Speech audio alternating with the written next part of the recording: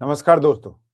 आज का ये वीडियो आपको शॉकिंग तो लगेगा ही, लेकिन आपको घिन से भर देगा कि जिस चमक धमक वाली दुनिया की जिंदगी जीने के लोग सपने देखते हैं, बड़े बड़े नाम को फॉलो करते हैं, वो लोग कितने घटिया हैं और उनकी जिंदगी कितनी कालिक से भरी हुई है। आज हम आपको एप्स्टीन फाइल के वो शॉकिंग वीडियो दिखाने जा रहे हैं जो लगातार सामने आ रहे हैं और जिन्हें देखकर आपके पैरों तले जमीन निकल जाएगी।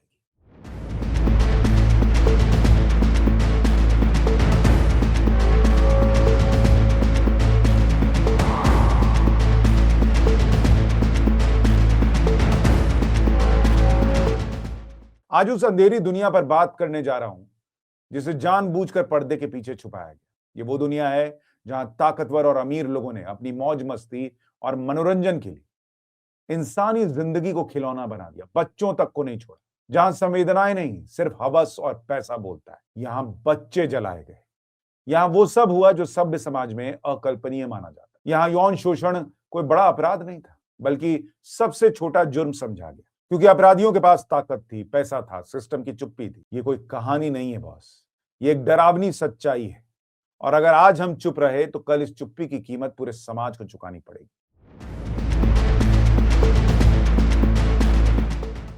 Donald Trump, Elon Musk, Bill Clinton, Prince Andrew, Ehud Barak, Bill Gates, Mark Zuckerberg, Peter Thiel, Les वेक्सनर।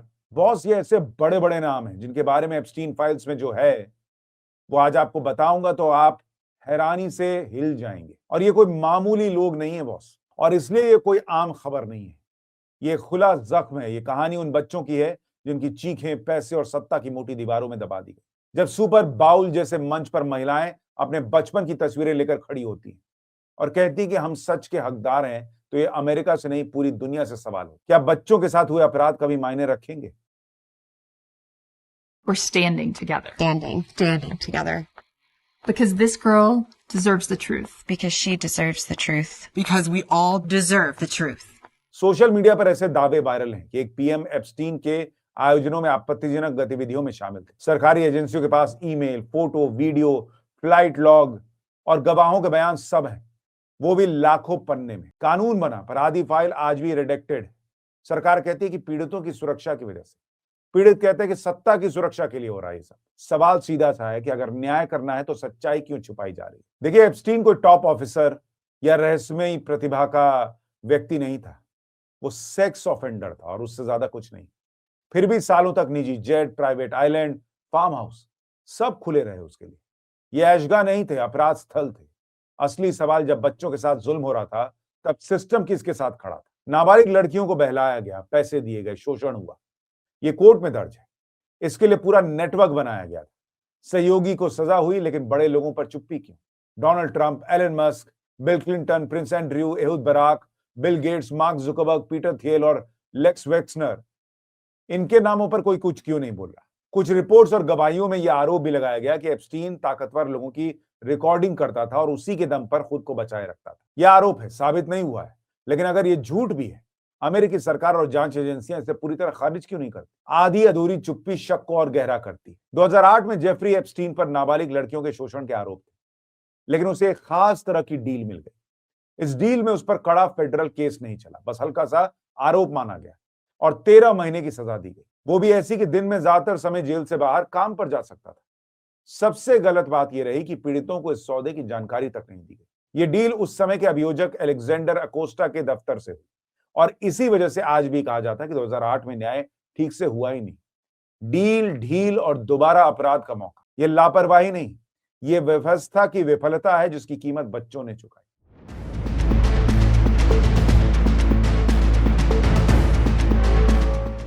क्या बड़े बड़े नाम शामिल थे? उनके वीडियो बने हुए थे, इसलिए इस तरह की डील हुई?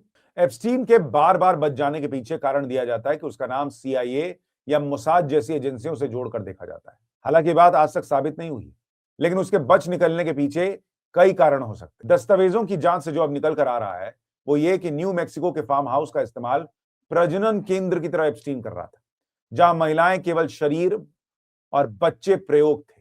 इन आरोपों पर जांच अभी भी चल रही है, लेकिन आरोप जो लग रहे हैं उसके मुताबिक एप्स्टीन यहां पर एक सुपर रेस बनाने की तैयारी में था। कुछ पीड़ितों ने बेहद क्रूर यातना की बातें कही, ये सही है कि कोर्ट में इसकी पुष्टि नहीं हुई, लेकिन ये भी उतना ही सच है कि जांच करना सिस्टम की जिम्मेदारी है। अगर एक भी बच्चा सच बोल रहा है तो दुनिया को रुक कर सोचना चाहिए कि आखिर चल क्या रहा था। एप्स्टीन केस में कुछ डराने वाले दावे भी सामने आए। एक ब्राजीलियन मॉडल ने बच्चों को खाने जैसी बात कही। करीब 25 सेकंड का ये वीडियो एप्स्टीन के मैनहट्टन घर का बताया जा रहा है, जहां वो काले ट्रैक सूट में लाल ड्रेस वाली एक महिला के साथ नाचता है, मस्ती करता दिखता है। कमरे में सफेद दीवारें और लकड़ी का फर्श दिख रहा है, लेकिन पूरी क्लिप में महिला का चेहरा एक ब्लैक बॉक्स से ब्लर किया गया है। लेकिन उसी ब्लैक बॉक्स में एप्स्टीन की फोटो एक रेड ड्रेस पहने महिला के साथ लगी है। आर्टिकॉम ने इसी फुटेज को साझा करते हुए तीखा सवाल दागा कि आखिर उसकी इस सार्वजनिक गर्लफ्रेंड की पहचान को इस तरह छिपाने की कोशिश क्यों की जा रही है। इस रहस्य के पीछे एप्स्टीन की वो चौंकाने वाली वसीयत है, जिसमें उसने अपनी 10 साल पुरानी पार्टनर कानिना शूलियाक को अपना वारिस बताया है। एप्स्टीन ने उसे न केवल न्यूयॉर्क का हाउस ऑफ सिन और पेडो आइलैंड जैसी संपत्तियां दी हैं, बल्कि $100 मिलियन कैश, 48 हीरे और पेरिस से लेकर पाम बीच तक के स्टेट भी उसके नाम कर दिए। ये विरासत अब कानूनी और नैतिक जांच के दायरे में है। बच्चों को खाने या लेंस से जलाने जैसी बातें दावे के तौर पर सामने आई, कोई स्थापित तथ्य नहीं है। जैसे ये तस्वीर देखिए, इसमें एप्स्टीन किसी बच्चे को घास पर लिटाए रखा है, उसके हाथ बंधे हैं और उसे मैग्नीफाइंग ग्लास से धूप में जलाया जा रहा है। करीब 59 सेकंड की यह फुटेज जेफरी एप्स्टीन के लिटिल सेंट जेम्स आइलैंड स्थित घर के किचन की बताई जा रही है, जिसे अमेरिकी डिपार्टमेंट ऑफ जस्टिस ने हाल में जारी किया है। एक आधुनिक सफेद किचन में फिल्माए गए इस वीडियो में एप्स्टीन सफेद शर्ट और काली पैंट पहनकर किचन आइलैंड के इर्द गिर्द तेजी से भागता दिखता है। सुरक्षा कारणों से वीडियो में कुछ जगहों को ब्लैकआउट किया गया है और बैकग्राउंड में मौजूद दूसरे व्यक्ति को भी ब्लर रखा गया है। स्काई न्यूज ने इस रिपोर्ट को साझा करते हुए बताया कि यह स्पष्ट नहीं है कि वीडियो किसने और कब रिकॉर्ड किया। यह क्लिप उस विवादित आइलैंड के भीतर की निजी गतिविधियों को उजागर करती है, जो अब जांच का अहम हिस्सा है। ईमेल्स में कुछ शब्द बार बार दिखते हैं। सोशल मीडिया ने उन्हें कोड वर्ड कहा, जांच एजेंसियों ने इससे इनकार किया। सच यही है कि कॉन्टेक्स्ट सबसे अहम होता है। हर शब्द अपने आप में अपराध नहीं होता, लेकिन संदर्भ से अलग कर दें तो संदेह खड़ा हो जाता है। एप्स्टीन के ईमेल और मैसेज में जो कोड शब्द बोले गए, जैसे pizza, ice cream, hot dog, jerky, उनका कोई तय कोड से साबित मतलब आज तक सामने नहीं आया। जांच एजेंसियां कहती हैं कि शब्द कई बार बिल्कुल सामान्य बातचीत में भी इस्तेमाल होते हैं, इसलिए हर जगह इन्हें अपराध से जोड़कर देखना ठीक नहीं। लेकिन दूसरी तरफ कुछ पीड़ित और आलोचक कहते हैं कि बात सिर्फ शब्दों की नहीं, संदर्भ की है। कौन बोल रहा है, किससे बोल रहा है, किस हालात में और किन बातों के बीच ये शब्द आए, ये सब जोड़कर देखें तो मैसेज संदेह पैदा करते हैं। नतीजा यही है कि कोड शब्द वाला दावा और बहस तक सीमित है। इसे आज तक कानूनी तौर पर सच नहीं माना गया है। फाइलों में ताकतवर नाम है, सब इनकार करते हैं, ये उनका अधिकार है, पर कानून का काम बयान सुनकर रुकना नहीं, जांच करना है। आम आदमी के लिए शक और कार्रवाई का नियम है और बड़े नाम के लिए नियम अलग। यहां शक और खामोशी सवाल है। क्यों? एप्स्टीन फाइल्स का असर ब्रिटेन में साफ दिखा। प्रिंस एंड्रयू से शाही पद छीन लिया, करोड़ों का समझौता हुआ और कई नामों पर पर्दा डाला गया। यह सब इसलिए हुआ ताकि मामला और न बढ़े, यानी डैमेज कंट्रोल। लेकिन सवाल वही है कि न्याय यहां हुआ क्या? क्योंकि आज तक इस मामले में किसी को सजा ही नहीं। दस्तावेजों में शिपमेंट और कस्टम्स का जिक्र आता है। दावे किए गए कि मक्का मस्जिद के कवर को जेफरी एप्स्टीन के घर कालीन बनाकर भेजा गया। दावों की हकीकत क्या है, अब तक जांच में सामने नहीं आया है। लेकिन फोटोज और वायरल तस्वीर जो कहानी कहती है, वो चौंकाने के साथ साथ स्तब्ध कर देने वाली है, शॉकिंग है। एक दिन अचानक जेल की काल कोठरी में जेफरी एप्स्टीन की मौत हो जाती है। मौत होते ही सवाल खड़े हो जाते हैं। हाई सिक्योरिटी जेल कैमरे उस वक्त बंद कैसे हो गए? गार्ड सोते कैसे रह गए? कैदी की मौत हो गई। आधिकारिक बयान कहता है आत्महत्या, लेकिन हालात कुछ और ही कहानी कहते हैं।